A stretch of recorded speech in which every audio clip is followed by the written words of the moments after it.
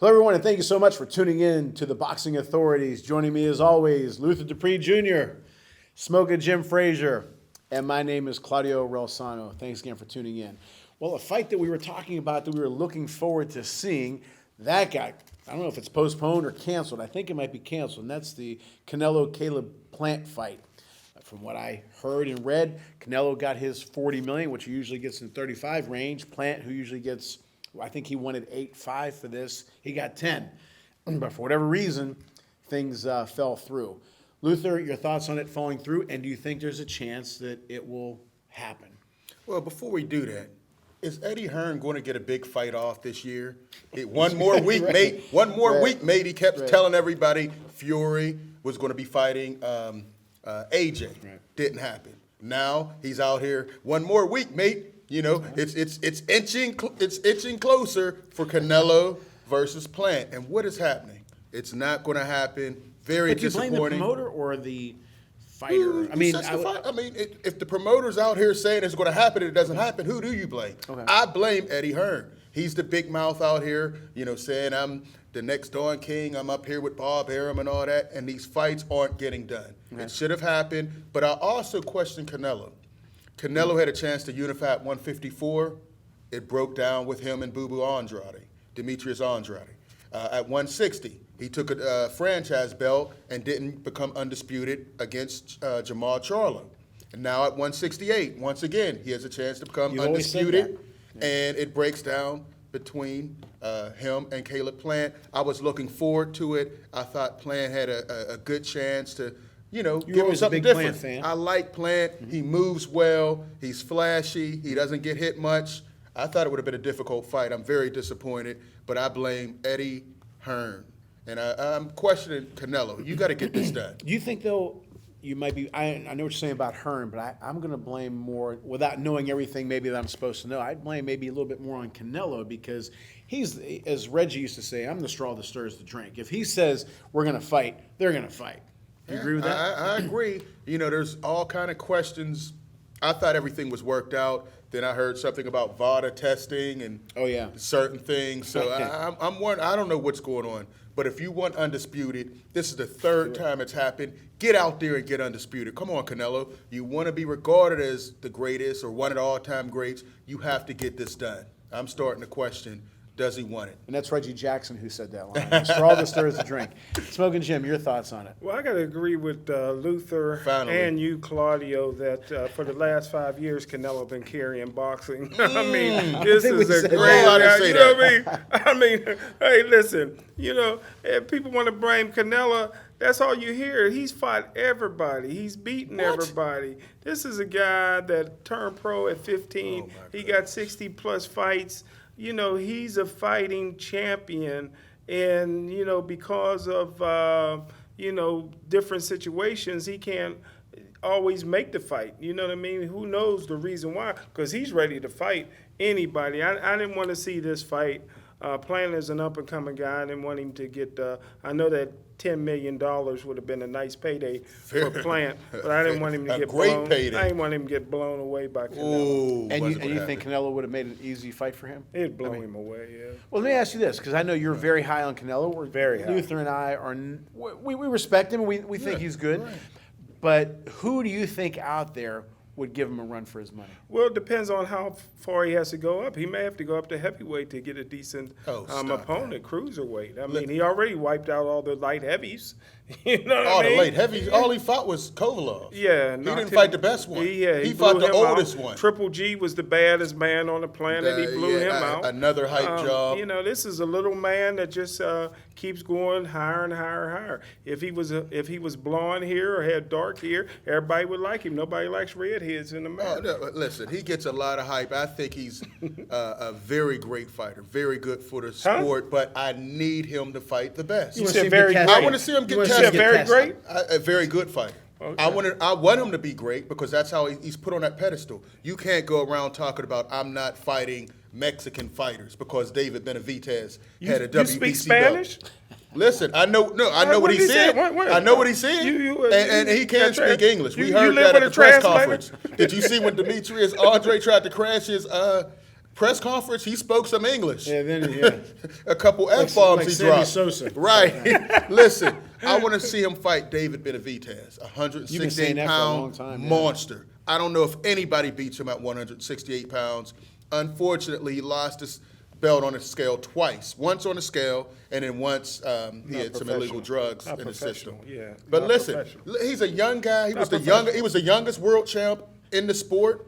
He's still He's under been fighting 25. since he was 12 years old. You got to get on a scale. Hey, listen. They I'm ain't just ready for that introduced fight. the scale I'm ready. yesterday. Listen, we talk about who's the boogeyman in boxing. It might be David Benavidez. Canelo might won't be. fight him. It might be. Caleb Plant hasn't fought him. Jamal Charlo's not trying to fight him.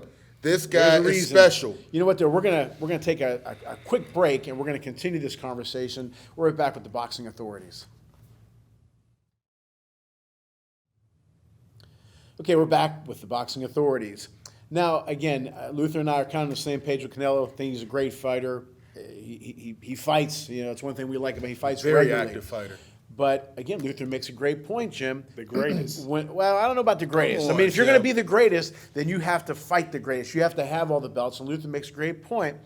Every time there was a chance to unify, he didn't do it. Now, I don't know why this fight broke down, but if you're getting everything that you want, from what I see, and Plant got what he wanted, because they were a little bit worried that maybe Plant wasn't going to get the amount that he wanted. Right. But he got it.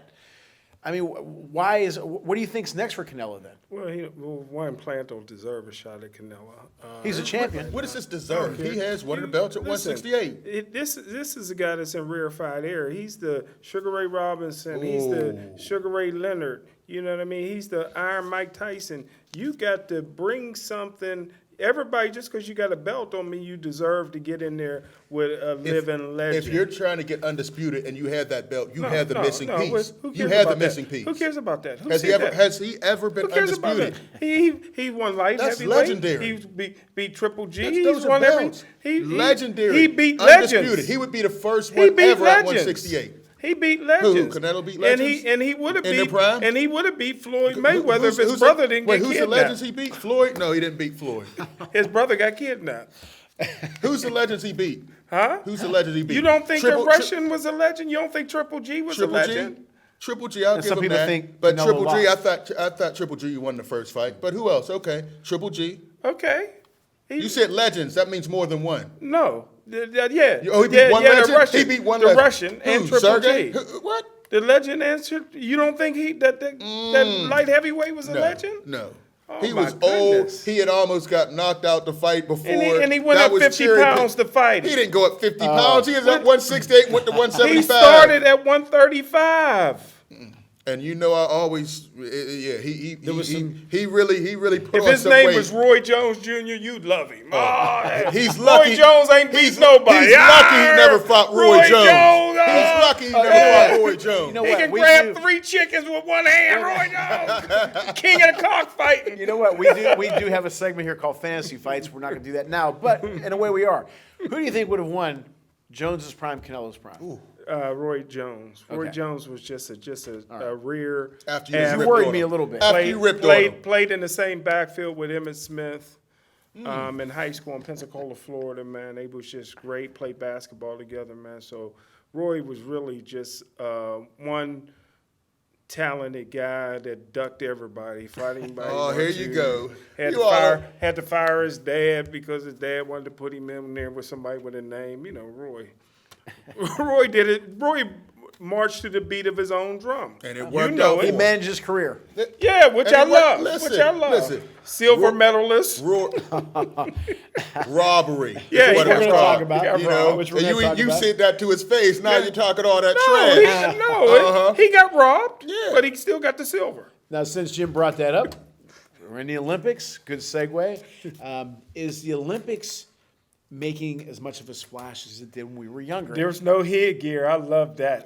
when I seen that, I But love it. that you know me, I'm just opposite. I don't like that. These guys are amateurs. I think they need to have that headgear on. They're not getting paid. Well, all when that I see extra Olympics, damage. though, I see headgear. So I'm okay Yeah. with the headgear. I Maybe love the headgear. maybe They the need to men's be in basketball headgear. team need headgears. Get their head Yeah, together. oh my God. No, Get they'll their head still, they'll still together. win gold. Head in the game. Stop the disrespect to KD.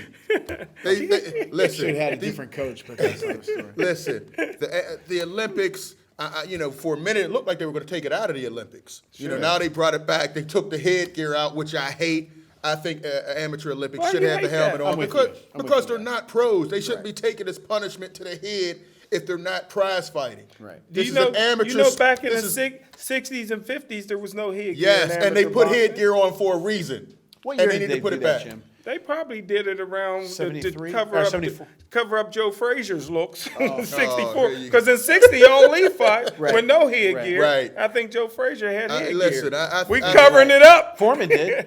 Yeah. Foreman, yeah. So who was first, Foreman or Frazier? Frazier Frazier was was first, first, 64. yeah. Okay. Foreman was 68. But I mean, how come it's not getting the publicity?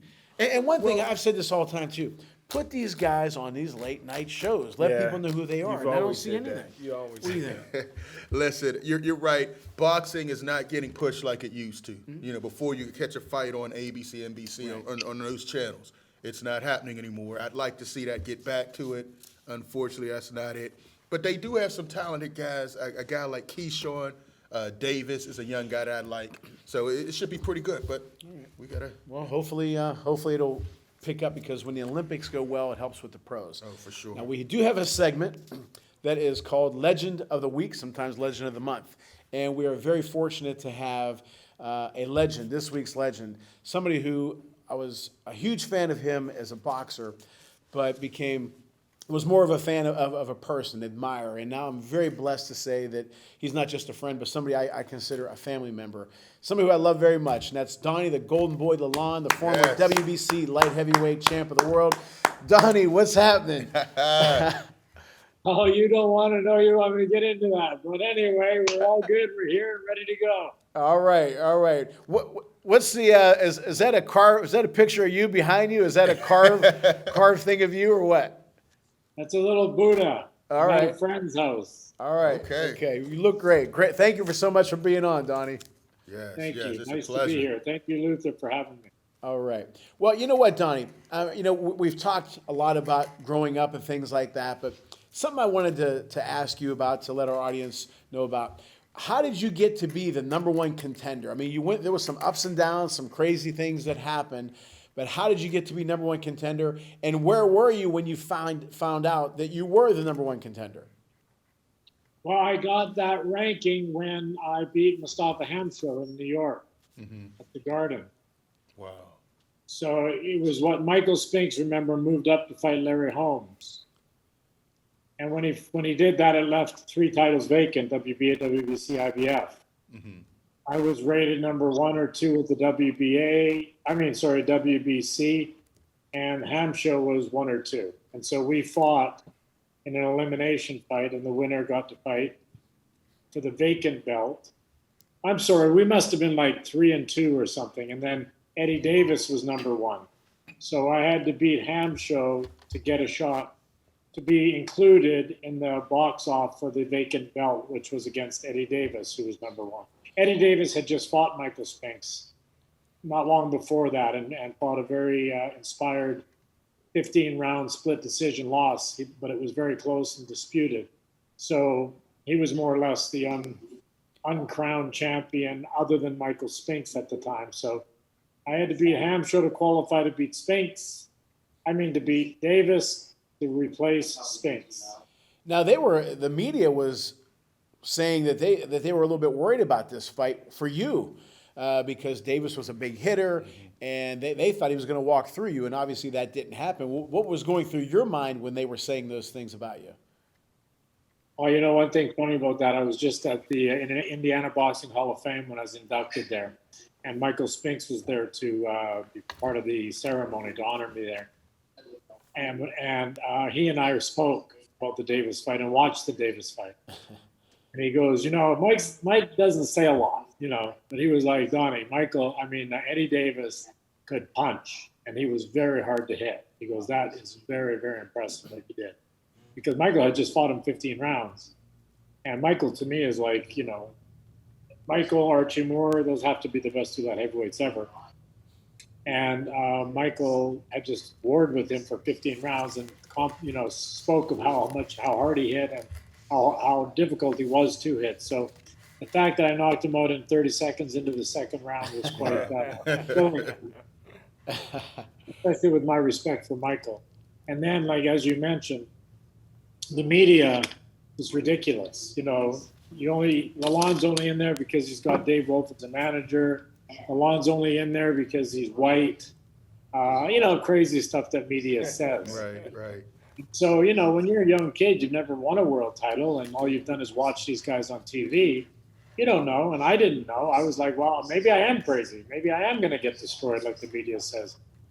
But I don't think so. I felt very confident. But, you don't know until you're in there with those guys. And the Hamsho fight really, really helped me, because he worked so well with Headgear and he had quite a reputation for being such a rough, tough guy. And we went 12 rounds. It was a tough fight. So having got through that, it gave me a lot of confidence for the Davis fight in spite of what the media was saying, which was basically that I didn't have a hope in hell. Luther? Hey, Donnie, thank you so much for coming on. It's a pleasure to talk to you. And I'm hoping you could help us answer a question that we had last week. One, where is the most exciting place that you've boxed at? And in general, where would you say is the best boxing venue, in your opinion? In general today, or in general when I was fighting? When you were fighting and also today. I mean, when I was fighting, Madison Square Garden was, right up there. It's maybe still is. It's like one of the epitome of all event locations in the world. So right. The Garden was huge. Just when what I fought see. Hamsho, my understanding was when I fought Hamsho that it was the biggest gate ever in the Felt Forum theater in the Garden. And it was crazy, and it was a lot of fun. Really, really, really wonderful experience. And then, of course, Caesar's Palace, Las Vegas, was maybe the other one. I mean, not long later, it became things like, where Ali fought Leon Spinks, the Superdome that became a place. The big theaters moved from casinos to these huge football stadiums, and so that maybe superseded shortly after. But I mean, it seemed to me that Vegas, Caesar's Palace, and Madison Square Garden to me, and I fought in both of those. So unfortunately, I didn't win in Vegas, but at least I fought there. Right. Definitely.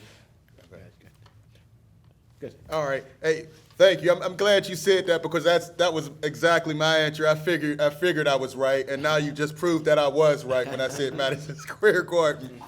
But another question I had now, Sugar Ray Leonard. Of course, you had to fight with him.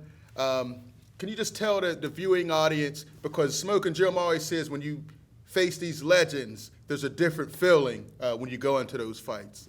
What was your feeling, and can you speak about that? Was it any different going in with Leonard, or can you talk about how some people get overwhelmed by when they fight a so-called superstar or a legend of the sport? Well, first of all, for me, I mean, back in those days, I don't know if you remember, Luther, but back in the 70s, 60s, 50s, fighters below welterweight and below, were old at 30 years old. Wow. Okay. They fought more fights. They threw a lot more punches. They got hit with a lot more punches. And we really considered boxers old at 30 years old. Wow. And so when I fought Ray naively, I thought, geez, he's a welterweight. I mean, he's an old man. He's 32. At 32, I mean, at the 32 at welterweight, I don't care what you weigh today, you're still a welterweight. Right. He's old. So I honestly underestimated his physical capacity, in all honesty, in all fairness. Okay. So I probably underestimated him. Mm-hmm. And as big as he was at the time, it was like, kind of like the cherry on top of the cake. I had already had the cake. I became world champion. I beat Leslie Stewart in my first title defense just before the Leonard fight, who had just beat Marvin Johnson. Right. In the same ring I beat Stewart in. And Marvin Johnson, when I was a kid, was like known as in boxing in the magazines, because there wasn't internet at the time, the toughest guy in boxing in the gym. And I went to his where he lived. And I walked into his gym and they said, "What are you doing? Did you get lost? You're in the wrong part of town." I'm like, "No, I'm here to box Marvin Johnson." And they're like, "What? Are you crazy?" And I'm like, "Well, I mean, I've got to get better, and the only way to get better is to fight the best, you know." So I moved there into his town and just lived right there, right in the community, right in that part of town, like the center of town. And people thought I was crazy, but I felt I had to live it to be it, you know. And so beating Leslie Stewart in the same ring that he beat Marvin Johnson, and fighting a welterweight, going into the Leonard fight, I honestly underestimated Ray to the point where I was actually asleep in the dressing room when Ray was starting to enter the ring, leaving his room. My manager woke me up. It was my manager and Bob Dylan in my dressing room. And my manager woke me up and he goes, "Donnie, you can believe the fight's going to happen now. Ray's on his way to the ring. Get up and start getting ready." Because I literally said, "Why? He's going to figure out, you know, I don't care if it's 5 minutes before, but he's going to go, what am I doing? Fighting a power punching light heavyweight." So naively, I wasn't so caught up in the aura of the event. And I probably would have been better had I been. Because, you know, normally you actually fight better when you're a bit nervous. And I was not at all nervous going into the Leonard fight. Donnie, before the fight, the Leonard fight, I know they had on the not the scoreboard, what do they call it? The Jumbotron? Yeah, like a Jumbotron. They had a great picture of you and obviously of Sugar Ray. But did you walk around town at all and say that the reason why this place is hopping is because of this event? Did that hit you at all? And what were you thinking when you saw your picture and your face on that monitor, on that Jumbotron? Did you reflect back from where you started to where you are now, the light heavyweight champ of the world? Yeah, I mean, it was big. I mean, Vegas, anywhere and everywhere you looked in Vegas at that time, there was Lalonde Leonard posters. Right. Huge billboards and huge, what do they call, drapings of photos of us in our back-to-back deal around Caesars, but I mean all over town. So yeah, it was big. It was really big, and I realized that I was involved, part of a great big event. But again, remember, like at that point in my life, I was 28 years old, which remember is getting old in my mind for a boxer, and I was beat up. I was physically really beat up. I was beat up from football when I was a kid. First, I started with lacrosse, which was maybe tougher than any of the sports. Football, American football, but in Canada, it was Canadian football. Hockey, child abuse, and then at that point, 10 years of professional boxing. 8, 9, whatever it was. I mean, I was physically beat up. So I was kind of finished. When I put my stuff away, we did a lot of sparring for the fight because my trainer was concerned with my weight. And when I put my stuff away after the training for that fight, I thought, I'm done. I'm so finished boxing. This is the last time I'm getting in the ring. So I honestly, again, I was kind of like in my mind, I was finished with that. And it was like the icing on the cake. It was like, okay, I'm just going to knock out this welterweight. I almost felt bad. I was fighting a welterweight. I felt like when I did that podcast with Michael Spinks, I did one at the Hall of Fame. I said to him before we went on there, I said, I got to apologize to you. He goes, what for? I go, I'm a light heavyweight. You're a light heavyweight. You're the greatest light heavyweight, one of the greatest light heavyweights ever. And I lost to a welterweight as a light heavyweight champion. And I'm embarrassed about that. And he laughed and he goes, yeah, but you lost to a pretty great welterweight. No, that's not the point. Light heavyweights don't lose to welterweights. Nobody in history ever had, you know. Right. So, again, I went into the fight naively thinking that as big as this event is being made to be, the reality is I'm fighting a welterweight. As soon as I connect properly, it's over. And that was more or less the stage of which the fight was set in my mind, and which made me probably a little too relaxed. If you notice, when I knocked him down the fourth round, I didn't go crazy trying to knock him out, which I should have, because one connection and it was over. But instead, I was patient, which gave him a chance to recoup. And you don't let a great fighter like Ray Leonard recoup, as I learned after. You know, Donnie, a couple years ago, I told you I was in Niagara Falls, and I looked over to the other side in Canada, and I said, Donnie was the light heavyweight champ of Canada. Then Linda and Ida and I went to a store, and then there was a globe of the world. And I said to Linda and Ida, Donnie was the champ of the world. Okay. Did you ever look at it, step away from yourself, and kind of look and see again where you started to where you were? Light heavyweight Canadian champ, then you became the light heavyweight champ of the world. And you know, that's a hell of an accomplishment. I mean, who does that? You know, and you did. Do you ever appreciate and reflect on those? I think so. You know, I mean, probably not as much as one should at the time, because at the time you're young, you're feeling on top of the world. I mean, you know, a trainer and a manager's job is to build a fighter's psyche so they believe they're the greatest, they're the best, they can beat anybody.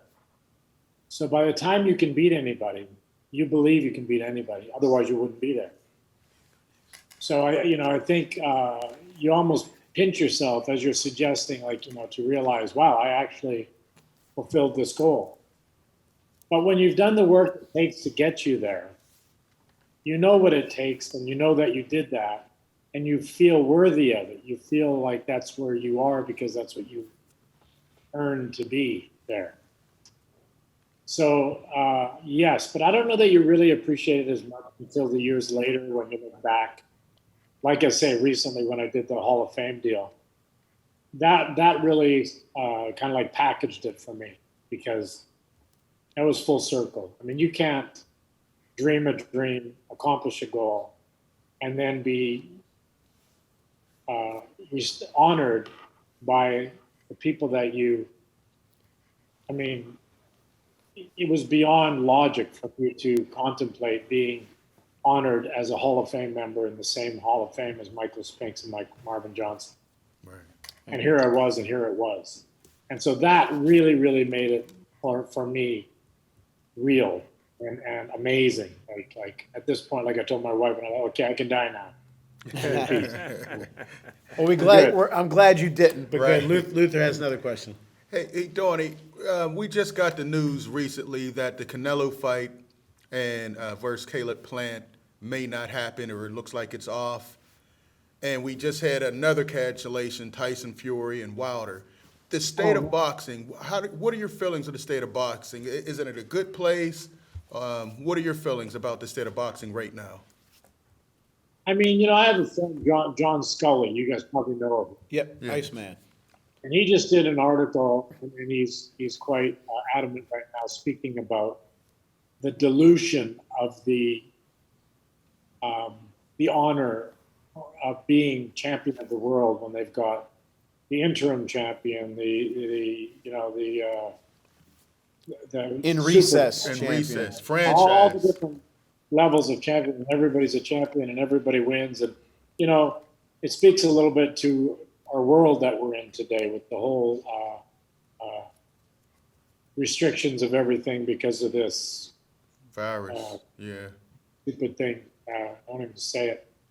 And it's being promoted around the world as being dangerous for us, you know, like the flu, the new flu. But anyway, and all the politics around that and what can and can't take place. Look at the Olympics now, and there's no audience there.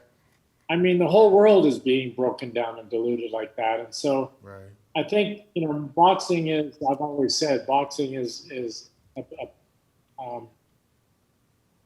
it's just an example of the rest of the world. You know, it's proportionate to that. Everything is being watered down and broken down, and everybody gets a medal, and nobody's, you know, canceled out or whatever like that. And so I don't like that stuff. But what it comes down to for me, is in the ring what happens. Right. When you look at a Tyson Fury, to me, he's a great fighter. I mean, I know he does a lot of things wrong fundamentally. And I would love to work with the guy because I think if he has fundamentals, he would be even greater. But the guy is, to me, very entertaining and a lot of fun. The most entertaining fighter I've seen since Ali. Whoa. Canelo, I have a lot of respect for. I mean, the guy, I mean, people can say he ducked this guy or that guy, or, you know, he didn't fight this guy in his prime or that guy in his prime. But he's fought a lot of big names, and he is quite a sound fighter. He's got a granite chin. He's strong, he's powerful, he's very disciplined. You know, I think the guy deserves a lot of credit. How would he fit in the all-time greats? Sugar Ray Robinson, Marvin Hagler at middleweight? I don't know. But he's definitely right up there. He's definitely a great fighter. And then you've got, you know, the welterweight division, the junior middleweight division. I mean, I really think we have some really great fighters out there today. So I think the sport's relatively healthy. But, you know, the politics of the sport has always been the least attractive part of the sport, and it continues to be. Right. Donnie, when we start speaking in 2014, in 2017, we met at the Canastota Boxing Hall of Fame. And when you entered the restaurant Graziano's, I remember everybody just started to whisper, hey, there's Donnie Lalonde, Donnie Lalonde, Donnie Lalonde. Then we went to a memorabilia show down the road, and if you remember, I'll never forget this as long as I live, somebody said, hey, there's Donnie Lalonde, and it circulated throughout the room until it went to the podium, and the guy said, I don't know if it's true or not, but I heard Donnie, the Golden Boy Lalonde is here. Can he come up and talk? How does that make you feel when people still, you know, they idolize you, they recognize you, and you've had so much impact on people? And I told you numerous times, you're probably tired of hearing it, but you've had so much impact in my life. And to me, it's a blessing to call you, again, to me, a brother. How does that make you feel when people still have that feeling about you after all these years? Well, besides Ali, you calling me and getting to know Ali and Bob Dylan, you calling me a brother is right up there, buddy. That's how. Well, thank you. I appreciate that. Me too, you. Yeah, no, of course, you know, it's a wonderful feeling. Like I say, it's a lot of the peripheral stuff that comes with success in a high-profile industry like boxing is very rewarding. When people remember 30 years later, that's a special feeling for sure. They have a lot better memory than I do, because I bet you I would recognize very few people 30 years ago that I never met before, especially, you know. But yeah, you know, I mean, it's very, very, very rewarding to be recognized and acknowledged. And it hasn't happened for me a lot these days because I live very remotely, and I'm not, you know, a high profile in the mainstream media type guy. I've tried to stay away from that ever since I finished boxing. So yeah, it's actually what I guess my quick answer would be is too late, but it would be surprising is what it is. It's surprising. Well, we're going to get you back into mainstream because I know you're writing a book. Yeah. And it's a fantastic book, and it's one that was not written with your hands, but with your heart, and I know you're still working on it, and that's going to have a ton of impact on people. And once that's finished, then you know, I know that you're going to be out there, again, promoting it and talking about it. And what is your goal for your book? Again, I've read it. It's a very impactful book, but what is your goal for the reader when he reads those last words of the book? What do you want that person to get out of the book? Well, you know, Claudio, we've spoken a bit about the book, and you know, you've helped me with it. It's an evolution of something like that. Like when I very first started, it really was a memoir. I just started writing it as a memoir for mental health more than anything, because you've been through kind of like a crazy life like I have. If you put it down on paper with your hand and a pen on a piece of paper, I was told that it was true. It's very therapeutic, and I found it to be that. But then when I read it all, I went, wow, there's a lot of things said about a lot of people that maybe aren't as comfortable with me speaking to the world about their life and experiences, because you don't live a life in a bubble. There are other people involved, and that exposes them in their life, and maybe they're not as comfortable speaking publicly. And then, you know, I'm relating to some of my family, of course, and then I shared it with my family, and that's exactly the kind of feedback I got. And so then it becomes something different. Then it becomes, okay, I can't really just publish my memoir without offending and hurting some people. So I have to look at this more practically. And then it became a bit about a practical offering people. And that's more or less where it sits. But to me, that doesn't feel nearly as exciting to share. So I'm going back to the depths again, and I'm going to revise it. I've got a pretty brilliant guy helping me and giving me some good ideas named Claudio. Had a little bit of the after first phase, because, you know, my first phase of boxing ended after the Leonard fight, but I fought for 14 years after that. And coinciding with that time frame was when I went through some really dramatic financial experiences, which all fighters do. You know, you go from never having really real money to having real money. And then you have the experience of that. And everybody has their own experience with that. Quite often it's not real positive for anybody who wins a lottery, who becomes a professional athlete, becomes successful financially. But I had my experiences, and I want to share those because they can help other young kids today. And then I had some other crazy high-profile publicity that came into my life that impacted me and could help a lot of people to learn from and share with.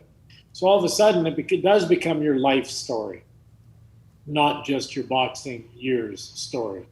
And that is exciting again to me. When I was 29, a publishing company offered to publish my life story. I went to Dominican Republic with their writer and wrote for 2 weeks and came back to New York. And I was having a visit with Bob Dylan, and Bob said to me, you're doing what? You're writing a life story? How old are you? And I said, 29. He goes, don't you have to live your life before you write a story about it? Right. And he was right, you know, and at the time I thought, what do you mean I've lived life? You know, because you're 29, you've done a couple of things and you think you've done something, but really you haven't. But once you've, you know, been a parent, you know, I had the child abuse awareness campaign for the US government and the Canadian. And I mean, who was I to talk about parenting? I had never been a father. I'll tell you, I can sure tell you a lot more about it now after I have a 30-year-old. My son's turning 30 right away. Our daughter just turned 28. Now I can speak to being a parent. And, you know, I can speak a lot more to what a fighter should do or shouldn't do. You know, Mark Breland, of the four Olympians who won a gold medal in '84, Shelley Finkel, I think it was, offered them each $1 million or an annuity. Well, Mark Breland's the only one who kept the annuity. And I thought, geez, that's smart. But when I made my money, I didn't do that because I thought egoically I can manage my own money. I'm smart enough to do this. And as it will say in the book, I had some really challenging years financially afterwards, which I didn't need to. But Mark Breland didn't. He still today gets his annuity. Right. And the other guys on his team didn't do that, and they suffered financially. So there's a lot of lessons that can be shared that can help a lot of people today that were missing from the first version of the book. So I'm looking forward to it. I'm excited again about getting into it. Good. Right. I can't wait to read the book when it comes out. You spoke about the Olympics. The Olympics, they've taken off the headgear. What are your thoughts about that? I mean, do you think they should have the headgear on or take it off? What are your thoughts about that? And is that a necessary step now for the young fighters? Would you recommend that? Because I know some guys will go down to Mexico and get a bunch of fights in and then turn pro. But first, about the headgear, you have any strong feelings about that? You know, I never liked wearing headgear, even in sparring. Okay.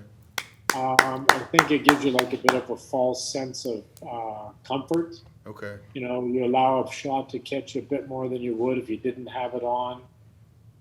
It doesn't really prevent cuts. It prevents maybe some head trauma. Right. But really limited amount. In the Olympics, they don't even go for power. I mean, they're going for points. They're going just to touch you, basically, and that's a point. So I've never really been a proponent of headgear being a really big issue. Okay. That being said, you know, if it helps people and reduces injuries, maybe it's a good thing. I mean, a good fight, the winner of a fight to me is usually quite apparent.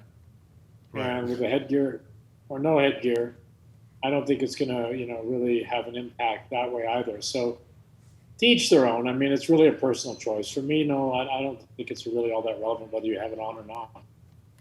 Okay. And the last thing, we've seen through the years, Devin Haney, he went down to Mexico, got a bunch of fights in, and he came up, and he's done well. Other fighters have gone the Olympic route, and some of them may win a gold and come out with a contract. If you were advising someone now, what would you recommend? It really depends. Every situation is different. The Right. kids had a lot of amateur fights, and the timing is right. Like in 1980, we all didn't go to the Olympics, Canada or the States and some other places for political reasons. Mm-hmm. Had I made the team that year, it made a lot of sense for me to go. Okay. Had I not made the team that year, it wouldn't have made sense for me to wait 4 years. Right. Now, if it was the next year, it would have made sense to wait 1 year. So it really depends on the timing of your career. Mm-hmm. Is the amateur route the best preparation for professional career? I mean, shoot.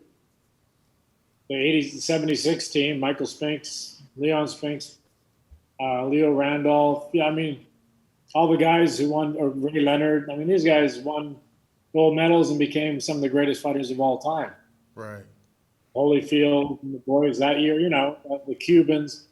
I mean, obviously the amateur route does prepare you very well. Mm-hmm. Is it the only way to get there? I mean, I had 15 amateur fights before I turned pro, and I still became world champion. Right. And I only had them because really I was pushed to. I didn't want to have any.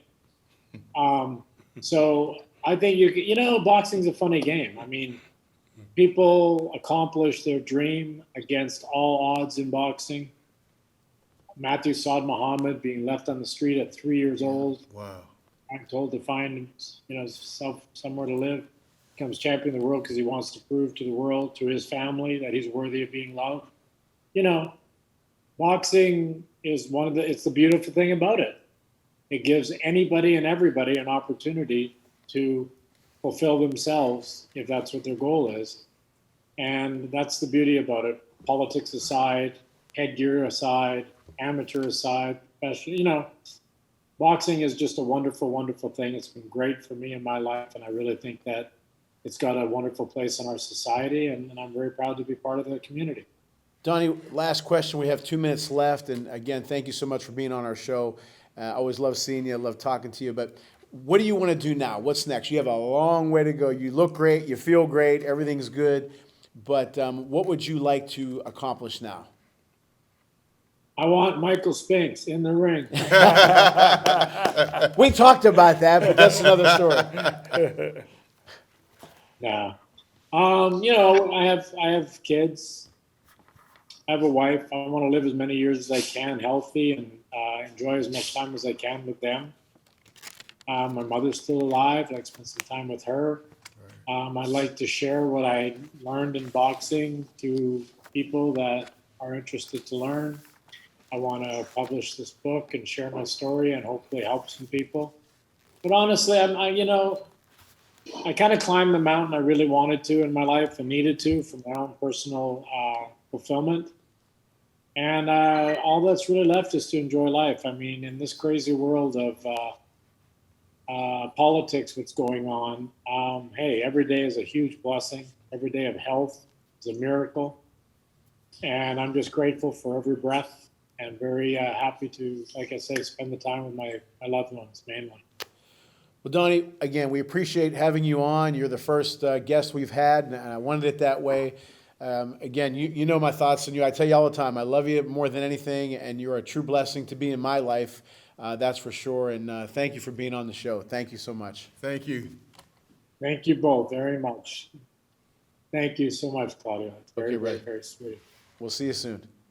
Thank you. Good luck with your show, guys. I think it's a Thanks, great one. Donnie. Appreciate it. Thank you. Thank you. Okay, everyone, I hope you enjoyed that as much as we did, for Yes, sure, having the legend.